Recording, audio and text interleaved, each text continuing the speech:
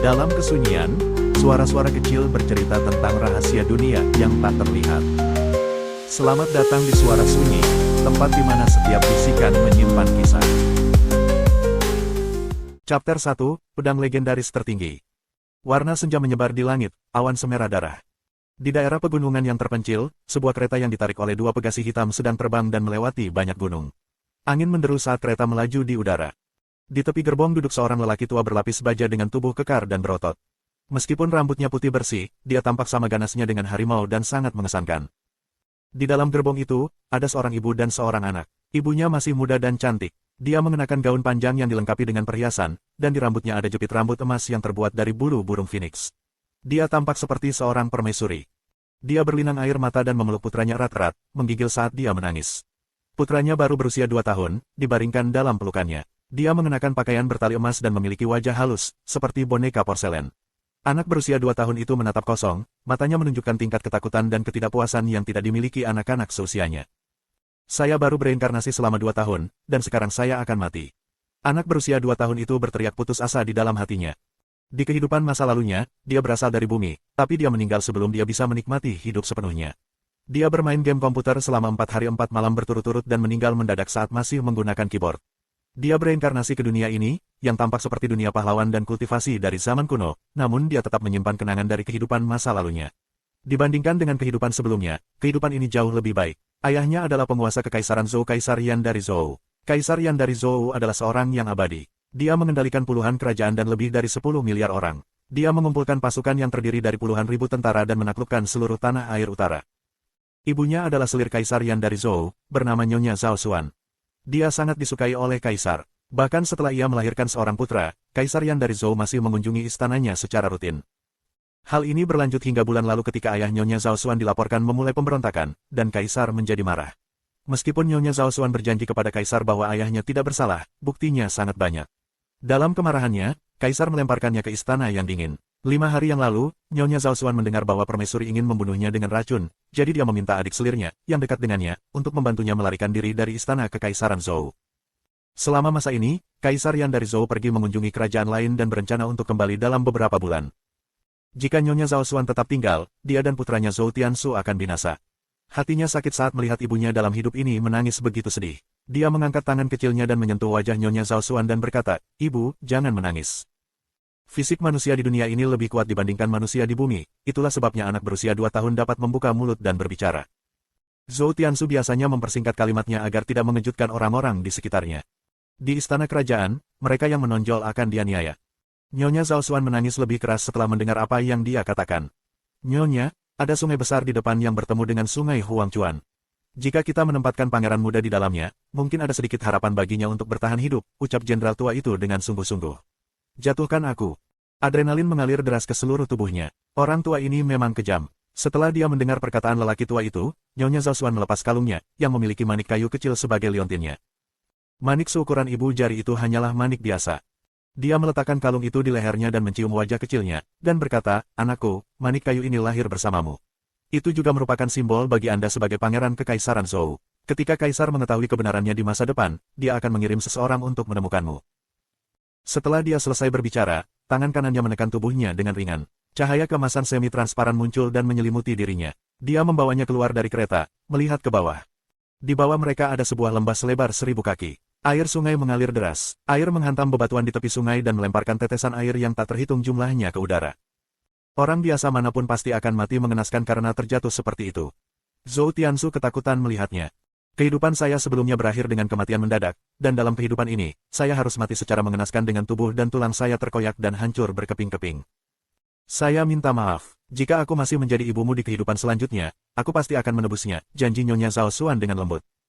Air mata di pipinya dihapus hingga kering. Dengan tatapan penuh tekad, dia melepaskan Zhou Tianxu setelah dia menyelesaikan kata-katanya. Anak kecil itu berputar-putar di udara, mengangkat kepalanya, dan memandang Lady Zhao Xuan. Mata mereka bertemu, namun tidak ada lagi tanda-tanda ketakutan di matanya, hanya kengganan. Nyonya Zhao Xuan tercengang. Itu bukanlah ekspresi yang bisa dimiliki oleh anak berusia 2 tahun. Dia mengulurkan tangannya secara tidak sadar dan mencoba menangkapnya. Celepuk. Zhou Tianxu, yang terbungkus dalam cahaya keemasan, jatuh ke sungai yang deras dan tidak lagi terlihat. Seseorang tidak dapat mengetahui apakah dia selamat atau binasa. Nyonya Zhao Xuan dengan cepat menarik kembali tangannya dan menempelkannya ke jantungnya saat air mata mengalir tanpa henti dari matanya. Dia penuh kebencian. Dia membenci dirinya sendiri karena tidak kompeten. Kalau saja dia naik lebih tinggi menggunakan cinta kaisar padanya, dia mungkin tidak berada dalam situasi yang mengerikan hari ini. Nona, jangan khawatir. Ketika pangeran cilik lahir, ada tanda surgawi yang penuh keberuntungan, binatang mistis kilin datang dan melayang di atas istana kerajaan. Bahkan guru surgawi berkata bahwa pangeran cilik akan menjalani kehidupan yang luar biasa. Hidupnya tidak akan berakhir di sini, yakinlah, kata jenderal tua itu sambil menghiburnya. Saat dia selesai berbicara, suara mendesing. Suara anak panah yang terbang di udara terdengar, dan kepala jenderal tua itu ditembus oleh batang tajam, darahnya muncrat. Kedua pegasi hitam itu memekik ketakutan dan berbalik untuk melarikan diri. Nyonya Zhao Xuan dengan cepat menggenggam tali itu saat dia hampir terlempar ke lembah. Di arus sungai, dengan perlindungan cahaya kemasan, Zhou Tiansu tidak terluka sama sekali. Saat dia melihat batang kayu yang layu, lumpur, dan bebatuan melaju melewatinya, dia sedih. Meskipun Nyonya Zhao Xuan hanya merawatnya selama 2 tahun, dan meskipun sebagian besar pelayan istana yang merawatnya, dia tetaplah ibunya sejak lahir. Dia menghela nafas dalam diam dan berkata, jika aku memiliki kemampuan di masa depan, aku pasti akan membalas dendam padamu. Namun betapa sulitnya menemukan permaisuri kekaisaran Zhou untuk membalas dendam. Dunia ini seperti dunia fantasi dengan budidaya sebagai sumber kekuatan utamanya. Hanya yang kuat yang bisa naik ke puncak. Bahkan penjaga istana standar pun mampu menghancurkan gunung dan memotong sungai. Bagaimana dia, yang baru berusia 2 tahun dan tidak memiliki kontak dengan metode kultivasi, dapat membalas dendam? Tiba-tiba dia merasakan sakit di dadanya. Dia menunduk dan melihat kalung yang diberikan Nyonya Zhao Xuan kepadanya telah menghilang. Tanda merah terlihat di kulit dadanya yang putih dan lembut. Ding, sistem pedang legendaris tertinggi dimulai. Ding, sistem pedang legendaris tertinggi berhasil menyatu dengan jiwa pemilik pedang. Ding, gacha acak pemilik pedang baru dimulai. Ding, selamat, kamu telah memperoleh pedang naga merah perak teknik pedang bangau putih. 4 suara seperti digital yang terus-menerus terngiang di benaknya dan mengguncangnya, membuatnya bingung. Bahkan sebelum dia sempat bereaksi, dia merasakan ledakan mental dan langsung jatuh pingsan. Awan melayang melintasi langit biru. Air jernih mengalir menuruni pegunungan yang ditumbuhi tanaman hijau. Di tengah pegunungan, sungai-sungai membelah dan mengalir melalui tempat itu. Di tepi sungai, seorang gadis berkuncir kuda sedang mencuci pakaian di tepi sungai. Dia mengenakan pakaian yang telah diperbaiki berulang kali, karena penuh dengan tambalan. Gadis itu memiliki kulit putih dan lembut, dan wajahnya terlihat cantik dan menggemaskan. Dilihat dari penampilannya, dia baru berusia 6 atau 7 tahun. Papan cucinya bahkan lebih besar darinya. Dia menyingsingkan lengan bajunya dan menyeka air di pipinya dengan punggung tangan. Bola cahaya keemasan yang mengalir dari hulu sungai menarik perhatian gadis kecil itu. Dia sedikit tersesat. Dia meletakkan pakaian yang sedang dia cuci dan berjalan dengan hati-hati menuju bola cahaya keemasan. Bola cahaya keemasan segera mencapai tepi sungai. Saat dia mendekat dan melihat apa yang ada di dalamnya, dia melihat seorang anak berusia sekitar 2 tahun dan cukup kecil. Tinjunya terkepal dan dia tidur nyenyak. Tiba-tiba, cahaya keemasan menghilang, dan anak berusia 2 tahun itu tenggelam ke dalam sungai. Gadis itu segera berlari ke arahnya dan mengangkatnya, takut dia akan tenggelam. Meski hampir tenggelam dan diselamatkan olehnya, anak berusia 2 tahun itu masih tertidur lelap. Saat dia menatapnya tertidur lelap, gadis itu terkikik. Tidak yakin berapa lama waktu telah berlalu, Zhou Tiansu perlahan-lahan sadar kembali. Dia membuka matanya dan ingatan mengalir ke dalam pikirannya seperti air pasang, membuatnya sakit kepala hebat. Dia mendorong tubuh kecilnya ke atas dan menyadari bahwa dia sedang duduk di tempat tidur kayu. Setumpuk pakaian ada di samping tempat tidur. Ini adalah gubuk kayu, ruangnya hanya cukup untuk tempat tidur kayu dan meja kayu. Di atas meja kayu, tidak ada apapun selain kendi air dan 2 mangkuk porselen yang terkelupas. Di sekeliling gubuk itu ada pepohonan hijau. Samar-samar orang bisa melihat pegunungan dan hutan di kejauhan. Zhou Tiansu menggelengkan kepalanya dan bertanya dalam hatinya, sistem pedang legendaris terhebat. Dia masih ingat kejadian sebelum dia pingsan. Mungkinkah ini program curang yang diberikan surga kepadanya? Di kehidupan sebelumnya, dia membaca banyak novel secara alami, dia mengerti apa yang dimaksud dengan sistem. Rasanya seperti memainkan permainan pemain tunggal.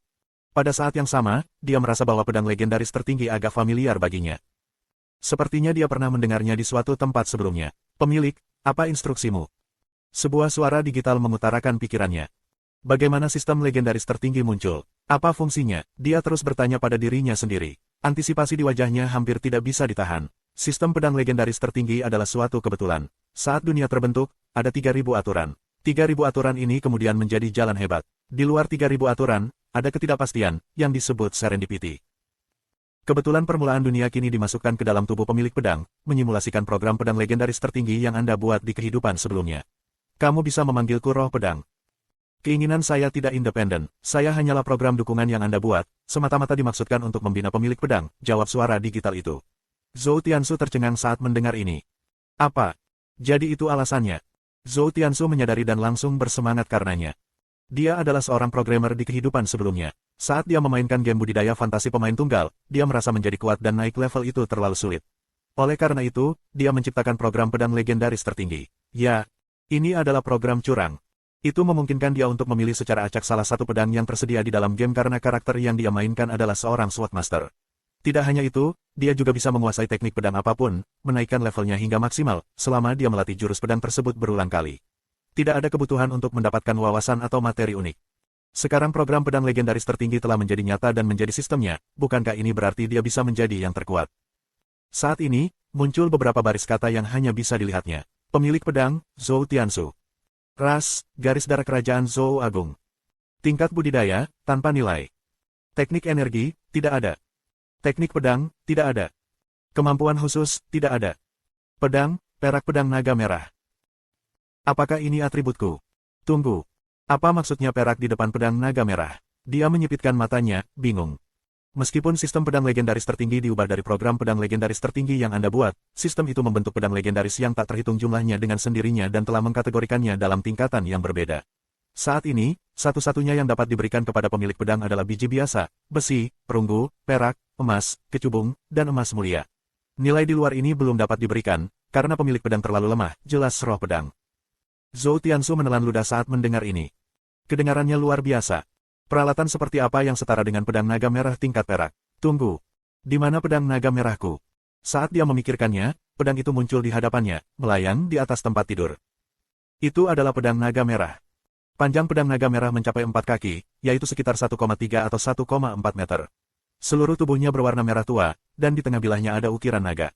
Pegangannya tampak seperti taring naga yang ganas. Matanya berbinar saat pedang itu muncul. Keren sekali, garis-garis yang hanya bisa dilihatnya muncul di depan matanya. Nama pedang, pedang naga merah.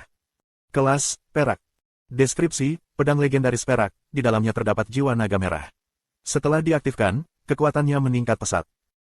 Dia tidak ingat lagi apakah ada pedang legendaris tertinggi dalam program pedang legendaris tertinggi di kehidupan sebelumnya karena data gamenya sangat besar. Dia menyadari bahwa dia bisa mengendalikan pedang naga merah, sama seperti bagaimana dia mengendalikan lengannya. Pedang naga merah terbang sesuai keinginannya. Ini sungguh luar biasa. Bagaimana cara menyembunyikannya? Zhou Tiansu bertanya-tanya karena anak berusia 2 tahun tidak bisa memegang pedang seperti ini. Saat dia selesai bertanya, pedang naga merah menghilang. Sistem ini terdiri dari penyimpanan tertinggi, yang mampu menyimpan apapun selain makhluk hidup. Itu seperti tas penyimpanan, menyembunyikan barang-barang di dalam ruang tersendiri, jawab roh pedang. Dia kagum, alangkah nyaman. Dapatkan teknik pedang bangau putih. Tentu saja. Dia menjawab tanpa ragu-ragu, dia harus menjadi cukup kuat untuk membalas dendam.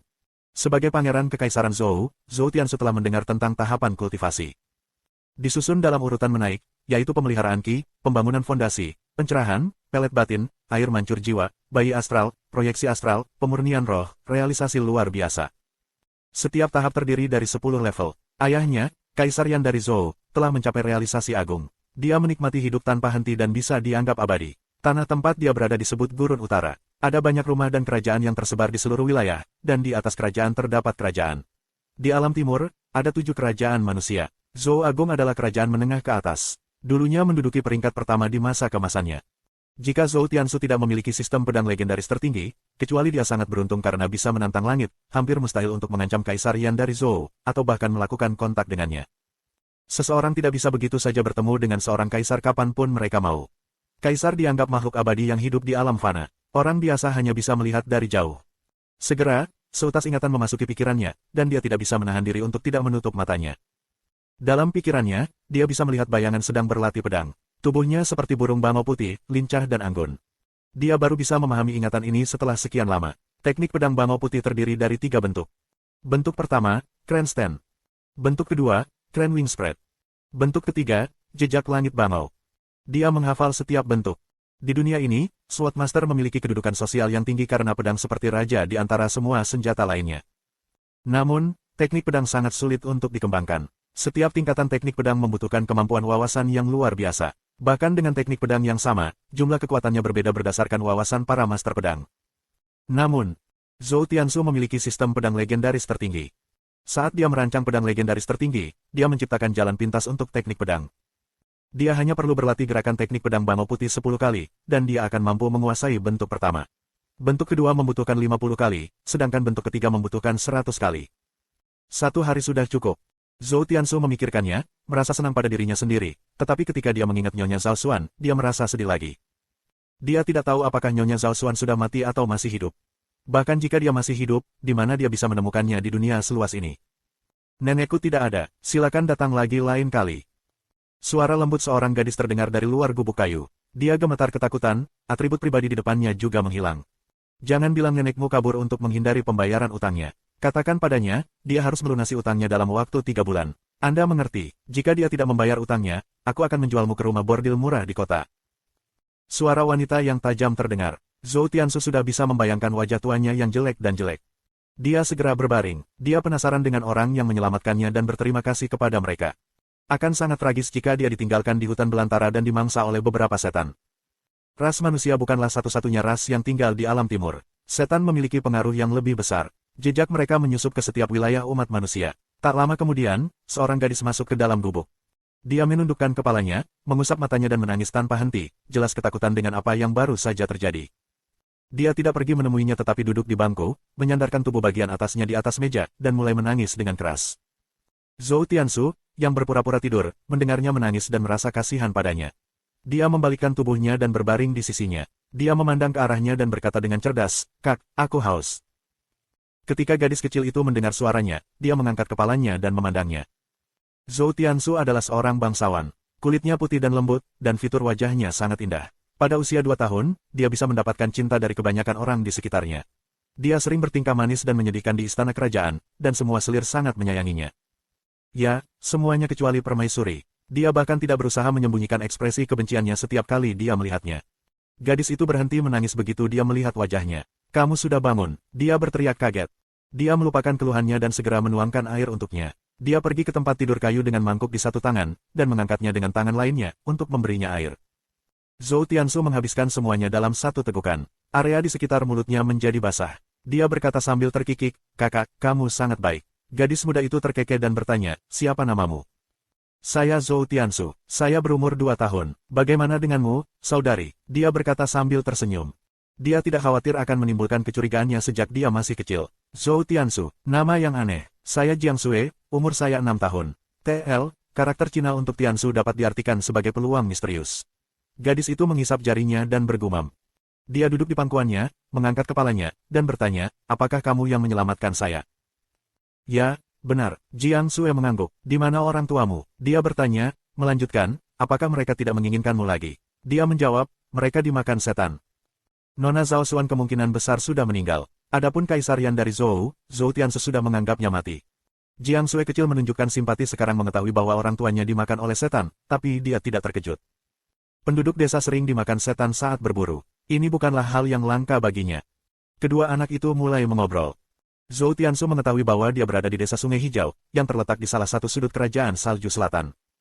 Kerajaan Salju Selatan adalah kerajaan bawahan di bawah Kekaisaran Zhou besar. Jiang Sui belum pernah melihat orang tuanya sebelumnya. Dia tinggal bersama neneknya, yang berusia lebih dari 60 tahun. Tidak ada yang tahu nama neneknya. Penduduk desa menjulukinya wanita tua gila. Sejak dia berusia 5 tahun, wanita tua gila sering keluar dan meninggalkannya sendirian di rumah. Awalnya dia takut tetapi menjadi terbiasa. Harus diakui bahwa anak-anak di dunia ini tumbuh dewasa jauh lebih awal dibandingkan anak-anak di bumi. Sesuatu yang patut disebutkan adalah bahwa wanita tua gila terkadang mengambil pinjaman dari orang lain, tetapi tidak ada yang tahu untuk tujuan apa. Dia telah meninggalkan hutang yang sangat besar, dan yang terjadi sekarang adalah orang-orang datang untuk menagih hutang tersebut. Mereka bahkan mengaku bersedia menjual Jiang Sui ke rumah bordil murah. "Kak, aku akan melindungimu mulai sekarang." Jiang Sui telah menyelamatkan nyawanya. Jiang Sui kecil memeluknya dan tertawa, tapi dia tidak menanggapi apa yang dia katakan. Dia hanya bergumam, "Nenek sudah pergi selama setengah bulan, apakah dia meninggalkanku di sini selamanya?" Zhou Tiansu patah hati saat mendengar ini. Dia menepuk dadanya dan berkata sambil tersenyum, "Nenekmu pergi, tapi aku datang. Bukankah ini kehendak surga, aku bisa menemanimu." Lagi pula dia tidak punya tempat untuk pergi. Jika dia pergi ke kota, dia bisa ditangkap. Lebih baik tinggal di desa di pegunungan. Jiang Sui kecil menyeringai mendengar apa yang dia katakan. Dia mencubit pipi kecilnya, dan tertawa main-main. "Oke, mulai sekarang, kamu akan menjadi adik laki-lakiku." Dia tidak memiliki keraguan tentang Zhou Tiansu sejak dia masih muda, dan dia masih kecil. Saudari. Zhou Tiansu memanggilnya dengan manis. Begitu dia menyadari bahwa orang yang menyelamatkannya sangat gembira, dia tidak merasa lelah sama sekali. Gadis kecil yang lucu. Tiba-tiba, perutnya mulai keroncongan. Kak, aku sedikit lapar, katanya, wajah kecilnya cemberut. Jiang Sui kecil mendengarnya, dan dia menutup mulutnya, tertawa, biarkan aku memasakkanmu bubur. Dia menurunkannya setelah dia selesai berbicara, dan turun dari tempat tidur. Zhou Tiansu juga turun dari tempat tidur. Dia ingin mencoba menampilkan kehebatan pedang naga merah. Dia pergi ke halaman dan mengamati sekeliling. Halamannya tidak besar, ada seekor anjing dan sekumpulan anak ayam. Total ada juga 3 gubuk kayu. Salah satunya digunakan sebagai tempat tinggal, satu lagi sebagai dapur, dan yang terakhir sebagai toilet. Setelah dia melihat Jiang Sui kecil memasuki dapur, dia diam-diam pergi ke belakang gubuk kayu. Anda bisa menjadi bagian gunung dari balik gubuk kayu. Pepohonan mengelilingi tempat itu, dan tidak ada seorang pun yang terlihat. Zhou Tiansu memanipulasi keinginannya, dan pedang naga merah muncul di tangannya. Pedang naga merah terlihat besar di tangannya, tapi pedang itu tidak terasa berat baginya, itu seringan bulu. Dia mengayun ke arah dinding gunung dengan pedang. Denting. Pedang naga merah dengan mudahnya menebas tubuh gunung tersebut. Rasanya seperti dia sedang mengiris tahu, dia mengiris ke bawah dan mencapai bagian bawah dengan mudah. Dia sangat gembira. Tajam sekali. Bisa dikatakan memotong logam semudah memotong lumpur. Orang harus tahu bahwa dia baru berusia 2 tahun, dan kekuatannya lemah. Menyelesaikan pemikirannya, dia menjauhkan pedangnya, berbalik dan pergi. Dia kembali ke halaman dan berjalan menuju dapur setelah ragu-ragu. Dia ingin melihat bagaimana gadis berusia 6 tahun itu memasak bubur, dan apakah dia akan membakar dapurnya. Dia melangkah melewati ambang pintu dan melihat ke dalam. Di depan kompor, Jiang Sui kecil sedang berdiri di atas bangku, memegang sendok logam di tangannya. Sendok itu sama sekali tidak proporsional dengan ukuran tubuhnya. Dilihat dari penampilannya, terlihat bahwa dia sudah menjadi juru masak yang berpengalaman. Begitu berpengalaman sehingga seseorang merasa kasihan padanya. Jiang Sui kecil sepertinya merasakan seseorang sedang menatapnya. Dia menoleh dan melihat Zhou Tiansu berdiri di dekat pintu. Dia sedikit terkejut, dan kemudian, dengan tangan kiri di pinggulnya, bertingkah seperti orang dewasa dan menegurnya, "Adik Tiansu, kembalilah tidur dan istirahat. Buburnya akan segera siap." Dia terkekeh sambil bercanda, "Kak, biarkan aku membantumu menyalakan api." Dia berjalan menuju kompor. "Jangan, menjauhlah, jangan bakar rumah ini." Jiang Sui kecil berusaha menghentikannya segera. Dia meletakkan sendok logam, melompat dari bangku, dan menghentikannya. Zhou Tiansu berkata, "Saudari, jangan khawatir, saya pernah melakukan ini sebelumnya. Apakah kamu pikir aku percaya padamu? Anda baru berusia 2 tahun. Saat aku berumur 2 tahun, aku masih ngiler." Jiang Sui kecil mendengus dengan kedua tangan di pinggulnya. "Tapi kamu juga baru berusia 6 tahun, dan orang-orang khawatir melihat seseorang yang begitu muda memasak," katanya dengan enggan. "Kamu sadar kalau aku berumur 6 tahun, kan? Aku belum berumur 3 tahun, namun kamu belum genap 3 tahun. Jiang Sui kecil tidak mundur. Dia tidak tahu apakah harus tertawa atau menangis mendengar kata-katanya. Gadis ini mulai berperan sebagai saudara perempuan. Semakin dewasa seorang anak, semakin banyak pula kekurangan kasih sayang yang mereka miliki. Dia menghela nafas dalam diam, berbalik, dan berjalan ke pintu. Dia duduk di bangku kecil dan berkata dengan patuh, "Kalau begitu aku akan menemani adikku." Jiang Sui kecil melihat betapa menggemaskannya Zhou Tiansu, mau tidak mau berjalan ke arahnya dan mengusap pipi kecilnya. Dia berkata sambil terkikik, "Anak baik, saya akan cepat." Dia hanya cukup puas untuk kembali ke kompor setelah menggosok wajahnya beberapa kali. Dia memandangnya dan memikirkan Nyonya Zhao Xuan. Dia harus menemukan Nona Zhao Xuan. Baik hidup atau mati, dia harus melihatnya. Tidak hanya itu, permaisuri kekaisaran Zhou Agung harus menanggung akibatnya. Matanya membara karena tekad memikirkan hal ini. "Oh ya, roh pedang. Bagaimana cara mendapatkan lebih banyak pedang dan teknik legendaris?" Zhou Tiansu bertanya dalam hatinya. Teknik pedang Bama Putih hanyalah sebuah teknik pedang, dan dia belum mengembangkan teknik energi apapun. Jika dia bisa mengembangkan energi spiritual, kekuatan teknik pedang Bama Putih akan meningkat pesat. Pemilik pedang akan menerima peluang gacha setahun sekali seiring pertumbuhanmu. Setiap gacha akan menjamin satu pedang legendaris, dan teknik energi, pedang legendaris, teknik pedang, kemampuan khusus, atau ramuan yang dipilih secara acak. Selain itu, ketika pemilik pedang menerobos tahap budidaya, Anda akan menerima kesempatan gacha lagi, tetapi ini tidak mengandung kondisi yang menjamin pedang legendaris, jawab roh pedang. Pedang legendaris setahun, apakah semudah itu? Pemilik pedang, bukankah itu logikamu saat membuat ini? Jika Zhou Tiansu tidak memiliki ingatan dari kehidupan sebelumnya, dan jika dia adalah Jiang Sui kecil, dia akan mati kelaparan atau ketakutan setengah mati. Memikirkan hal ini, dia merasa hormat padanya dan juga merasa kasihan padanya. Gadis ini pasti akan menjadi seseorang yang luar biasa. Saat bubur sudah siap, Jiang Sui kecil memberinya makan sendiri. Dia meniup bubur untuk mendinginkannya sedikit sebelum memberinya makan. Harus diakui bahwa masakan Little Jiang Sui tidak buruk. Meski sudah terbiasa dengan pesta mewah di istana, dia tetap merasa itu enak. Mungkin karena dia terlalu kelaparan. Bagaimanapun, dia baru berusia 6 tahun. Seberapa baik dia dalam memasak. Setelah dia menghabiskan semangkuk bubur, masih ada waktu sebelum malam tiba, jadi dia mulai berlatih dengan pedang di halaman. Dia mengambil tongkat untuk digunakan sebagai pedang. Tidak ada yang tahu dari mana asal pedang naga merah itu. Dia seharusnya tidak mengekspos dirinya secara sembarangan. Meskipun dia mempercayai Jiang Sui kecil, dia khawatir penduduk desa yang lewat akan melihatnya memegangnya. Dia pertama kali berlatih sesuai dengan gerakan bentuk pertama teknik pedang bangau putih. Dia baru menyadari betapa sulitnya gerakan itu setelah dia mulai mempraktikannya. Bagaimanapun, dia baru berusia 2 tahun. Setelah dia menyelesaikan latihan putaran pertama, dia sudah menghabiskan setengah jam latihan. Jiang Sui kecil keluar dari dapur dan melihat gerakannya, bertanya, "Adik, apa yang kamu lakukan?" "Melatih cara menggunakan pedang." Mengapa seorang anak berusia 2 tahun berlatih pedang? Dia belum pernah melihat hal seperti ini sebelumnya. "Ya, agar aku bisa melindungimu setelah aku menyelesaikan latihanku." Zhou Tiansu menjawab dengan santai, membuat Jiang Sui kecil tertawa gembira. Dia menjawab, "Tenang saja, jangan melukai dirimu sendiri." Setelah dia selesai berbicara, dia kembali ke gubuk untuk menyiapkan beberapa set pakaian untuknya. Zhou Tiansu terus berlatih, dan setelah dia berlatih 5 putaran bentuk pertama teknik pedang bangau putih, dia merasakan tubuhnya menjadi lebih ringan dan kuat. Ini sungguh menakjubkan. Setelah dia menyelesaikan 10 putaran, dia merasa fisiknya telah menguat berkali-kali lipat. Secara tidak sadar, dia mengira telah mencapai pencerahan. Mengaktifkan handstand sekali lagi, sekarang menjadi sangat mudah. Seolah-olah dia adalah seorang ahli pedang tua yang telah berlatih selama 10 tahun, menghunus dan mengembalikan pedang dengan kecepatan ekstrim. Dia terus berlatih bentuk kedua, Crane Wing Spread. Dia hanya bisa menyelesaikannya 50 kali saat senja. Dia kelelahan, tetapi ketika dia melakukannya untuk ke-50 kalinya, rasa lelah itu hilang dari tubuhnya dalam sekejap mata.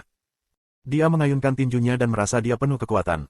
Saat pemilik pedang menyelesaikan teknik pedang, roh pedang akan memperkuat fisik pemilik pedang.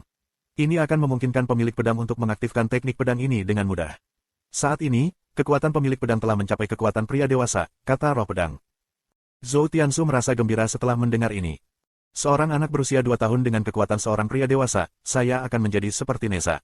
TL, karakter dalam legenda Tiongkok yang memiliki kekuatan luar biasa saat lahir. Dengan adanya sistem pedang legendaris tertinggi, dia tidak perlu khawatir akan sia-sia melatih dirinya sendiri. Dia tidak terus berlatih tetapi pergi ke dapur untuk membantu Jiang Sui kecil memasak. Setelah makan malam, dia terus berlatih. Dia mulai mengerjakan bentuk ketiga teknik pedang bangau putih, jejak surgawi bangau. Jiang Sui kecil duduk di bangku kecil tidak jauh dari situ dan mengawasinya dengan tenang. Dia memiliki senyum konyol di wajahnya karena dengan adanya Zhou Tiansu berarti dia tidak lagi takut pada malam. Hari ini tidak diragukan lagi adalah hari paling membahagiakan yang pernah dia alami sejak dia dilahirkan. Dia tidak memperhatikan emosinya tetapi fokus pada latihannya. Hingga larut malam, dia terus berlatih jejak langit bangau, mencoba melakukannya ratusan kali. Ketika dia menyelesaikan gerakannya untuk ke-100 kalinya, dia merasakan kekuatan aneh mengalir di dalam tubuhnya. Dia merasa tubuhnya menjadi lebih kuat lagi. Kekuatannya meningkat 2 kali lipat. Kekuatan dua pria. Zhou Tiansu tidak terkejut. Sebaliknya, dia sedang dalam proses memikirkan sesuatu. Dia memejamkan mata, memegang tongkat kayu di tangan kanannya, menggunakannya sebagai pedang. Tubuhnya bergerak dalam sekejap seolah-olah itu adalah burung bangau putih, dan melayang dengan gesit. Dia melompat beberapa meter hanya dengan satu langkah dan menabrak pohon besar di halaman dengan tongkat kayunya.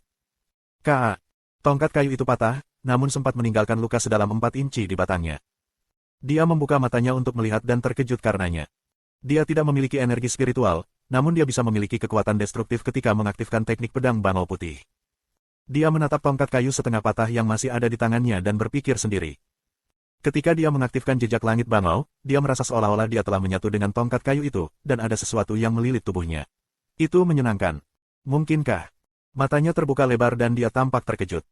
Kamu benar, Anda telah menyadari kehendak pedang bangau putih. Semua teknik pedang mempunyai kehendak pedangnya masing-masing. Setelah kamu mencapai usia dewasa, kamu dapat membelah gunung kecil menggunakan pedang bahkan jika kamu tidak memiliki energi spiritual, kata roh pedang tiba-tiba, dan Zhou Tiansu menjadi linglung. Dia mendapatkan pedang begitu saja. Menurut pemahamannya, tidak banyak master pedang yang bisa mencapai kemauan pedang. Yang terpenting, dia baru berusia 2 tahun. Sistem pedang legendaris tertinggi memang telah dikalahkan. Usaha yang saya lakukan begadang semalaman untuk mendesain ini telah membuahkan hasil. Tidak demikian, pemilik pedang juga sangat berbakat dalam jalan pedang, jika tidak, kebetulan awal dunia tidak akan berubah menjadi sistem pedang legendaris tertinggi. Kebetulan kultivasi yang paling cocok untukmu adalah jalan pedang.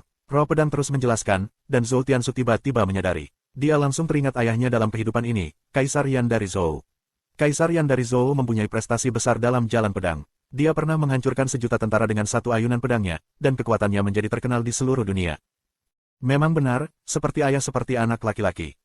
Dia menggelengkan kepalanya, berbalik, dan pergi. Dia melakukannya hanya untuk melihat Jiang Sui kecil tertidur di dekat pintu. Di bawah sinar bulan, wajah mungilnya tampak agak damai. Gadis bodoh, dia bergumam. Dia kemudian pergi ke pintu dan membawa Jiang Sui kecil ke dalam gubuk. Setelah seharian berlatih pedang, Zhou Tiansu lelah dan tertidur saat dia berbaring di tempat tidur. Lagi pula, usianya baru 2 tahun. Keesokan paginya, dia mengganti pakaian Little Jiang Sui, karena pakaiannya yang bertali emas dapat dengan mudah menarik perhatian. Jiang Sui kecil membawanya bersamanya dan mereka berkeliling desa agar penduduk desa mengenalnya. Desa Green River hanya memiliki sekitar 20 keluarga. Hanya ada 23 laki-laki yang berbadan sehat, dan biasanya, 5 hingga 6 dari mereka akan tinggal di desa untuk bertahan dari serangan setan atau bandit. Kadang-kadang, dia tersandung pakaian barunya dan hampir terjatuh, yang membuatnya terlihat menggemaskan, sehingga penduduk desa dengan cepat menyukainya.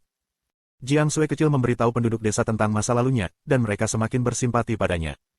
Penduduk desa Green River adalah orang-orang yang sederhana dan jujur, bersemangat, dan ramah, sehingga kedatangannya tidak mendapat penolakan apapun. Dalam 7 hari, semua orang di desa sudah mengenal Zhou Tiansu. Meskipun dia sudah menguasai teknik pedang bambu putih, dia masih menghabiskan waktu untuk melatih tubuhnya setiap hari.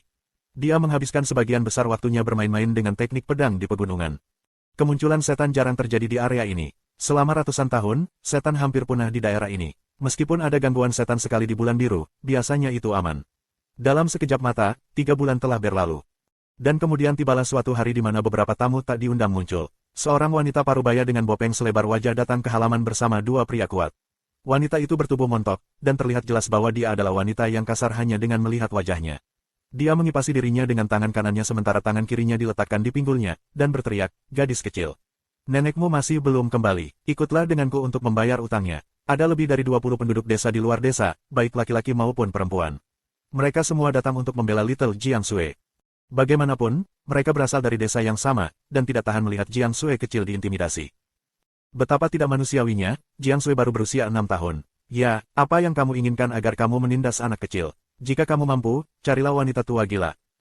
Kamu punya wajah untuk menagih hutang dari seorang anak. Penduduk desa berdebat, namun tidak ada yang berani mengusir wanita parubaya itu keluar desa.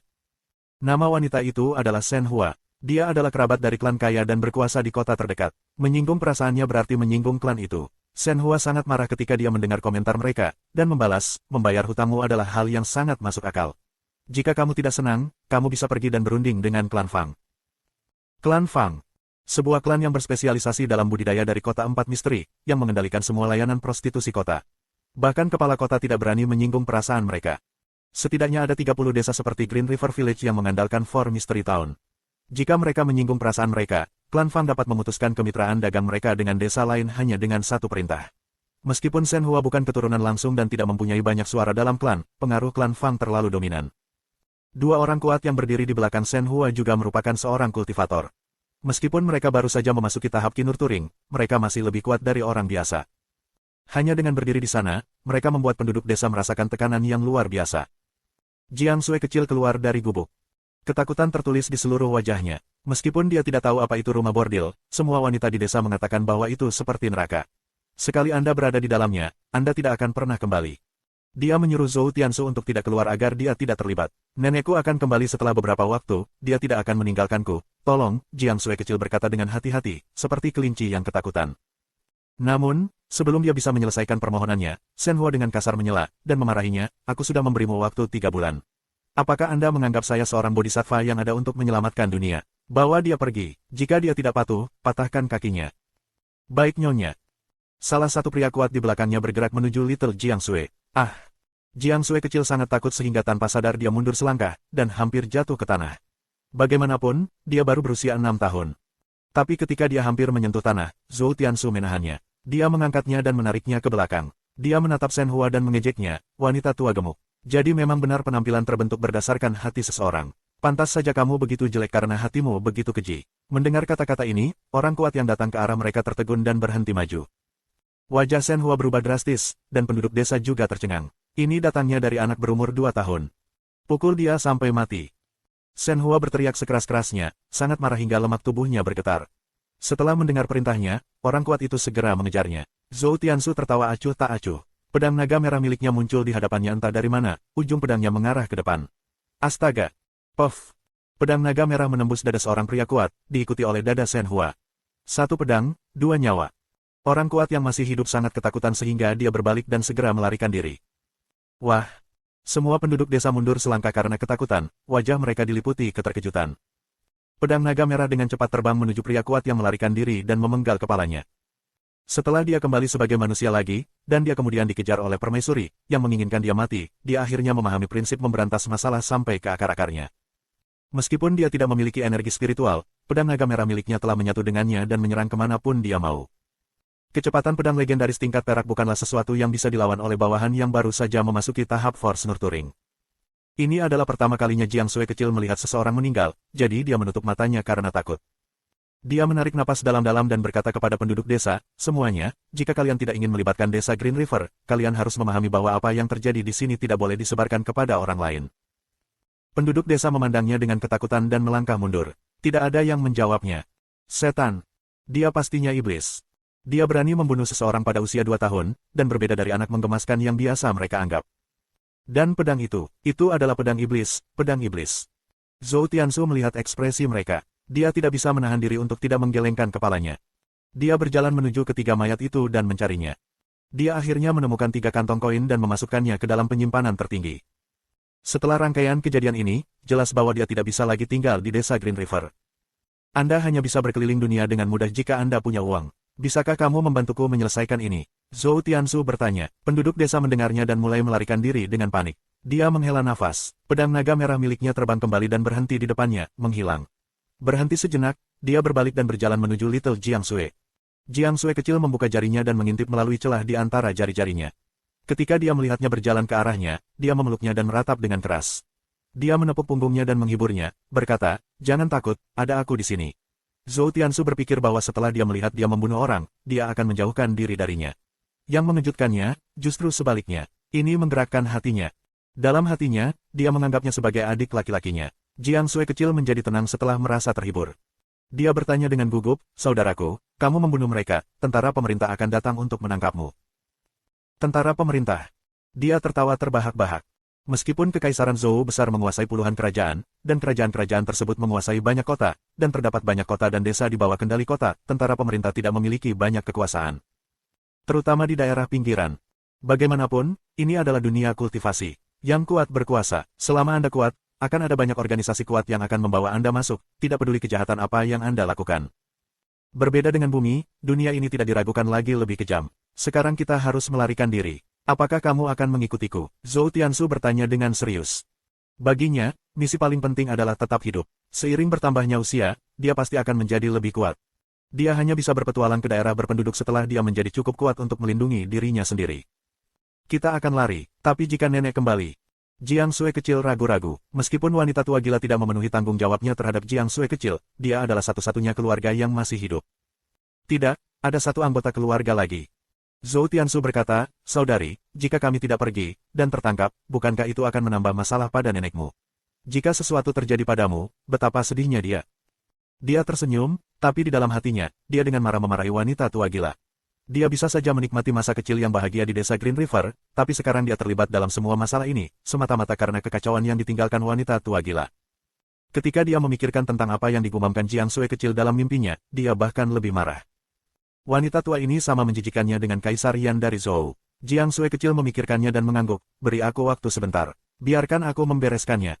Setelah dia selesai berbicara, dia berbalik dan kembali ke gubuk kayu, dengan sengaja menghindari melihat ketiga mayat itu. Roh pedang, bisakah aku memasukkan seluruh rumah ke dalam penyimpanan tertinggi? Zhou Tianzu menatap gubuk tempat mereka tinggal dan bertanya. Dia tinggal di sini selama 3 bulan dan mulai menyukai pondok itu. Setelah ini, dia berencana bersembunyi di pegunungan selama beberapa tahun. Alangkah baiknya jika mereka bisa memiliki rumah untuk ditinggali. Ya kamu bisa. Roh pedang menjawab, yang membuatnya merasa gembira. Saudari, berhenti berkemas. Cepat keluar. Zhou Tianzu berteriak. Jiang Sui kecil, yang baru saja memasuki gubuk, keluar lagi setelah dia mendengarnya.